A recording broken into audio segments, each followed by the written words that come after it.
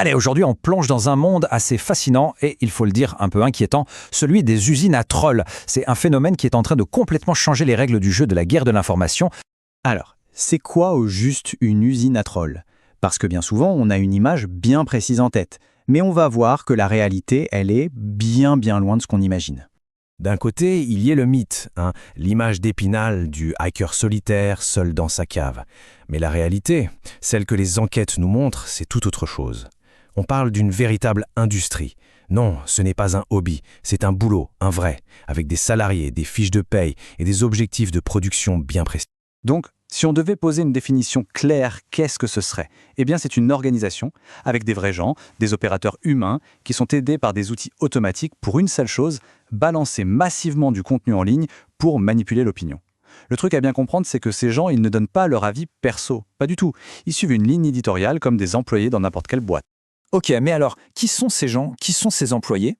Pour se faire une idée, on va aller voir un cas d'école, une organisation russe qui a fait beaucoup parler d'elle, le Cyberfront Z.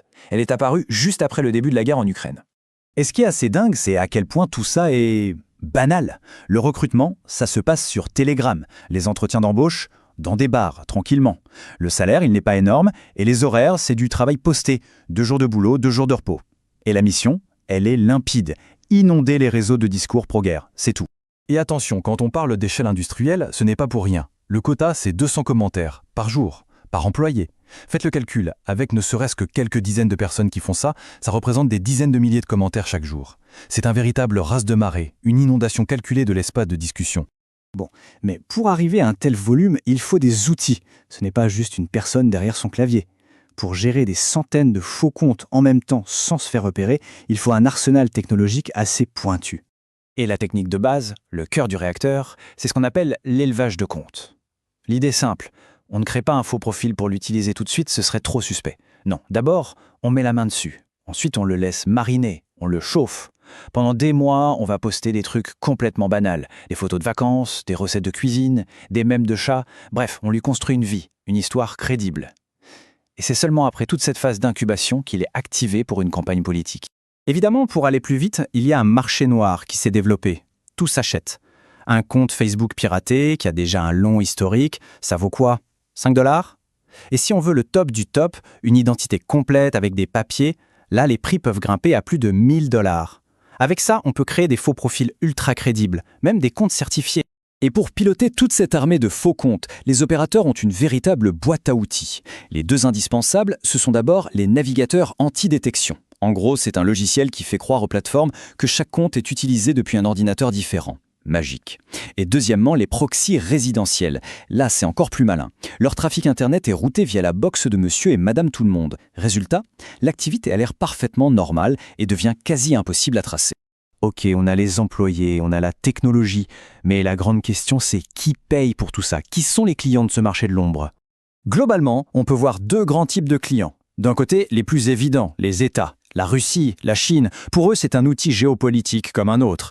Mais de l'autre côté, on a une tendance qui explose, les mercenaires du privé. Des boîtes clandestines, comme la fameuse Team George qui a été démasquée par des journalistes, eux, ils vendent leurs services aux plus offrants. Ça peut être un parti politique, une grande entreprise, n'importe qui avec assez d'argent. C'est devenu un vrai business, avec une carte de service. On parle même de désinformation en tant que service, ou DAS. C'est comme un catalogue. On veut 1000 followers sur Instagram? Hop, quelques dollars. On a besoin d'une vidéo deepfake pour faire dire n'importe quoi à un politicien? Pas de problème. Et pour le pack complet, la campagne d'influence clé en main, là, on parle de plusieurs milliers de dollars. Mais attention, tout le monde ne travaille pas de la même façon. Ces stratégies, elles sont en constante évolution. Elles s'adaptent, elles deviennent plus fines, plus ciblées en fonction du pays et de l'objectif. Regardons par exemple la nouvelle approche de la Russie en Afrique, qu'ils appellent African Initiative. Fini le temps des trolls qui postent depuis Saint-Pétersbourg. Maintenant, c'est beaucoup plus subtil. C'est un modèle hybride. L'idée, c'est de recruter des influenceurs et des journalistes locaux, des gens du cru, pour que le message paraisse plus authentique. Et ils ne se contentent plus du web. Ils organisent aussi des événements bien réels, comme des projections de films, pour que la propagande s'ancre dans le quotidien des gens. Autre exemple, la tactique chinoise, que les experts ont surnommée magaflage. C'est assez redoutable. Des comptes gérés depuis la Chine se déguisent en supporters américains d'extrême droite. Leur but n'est pas du tout de vanter les mérites de la Chine. Non, leur but, c'est de jeter de l'huile sur le feu des débats internes américains les plus explosifs. L'avortement, les armes. L'objectif est simple, diviser pour mieux affaiblir. Et si tout ça paraît déjà assez sophistiqué, attendez de voir la suite. Parce que le vrai game changer, la révolution qui est en train de tout bousculer, c'est l'arrivée de l'intelligence artificielle. Pourquoi c'est une révolution?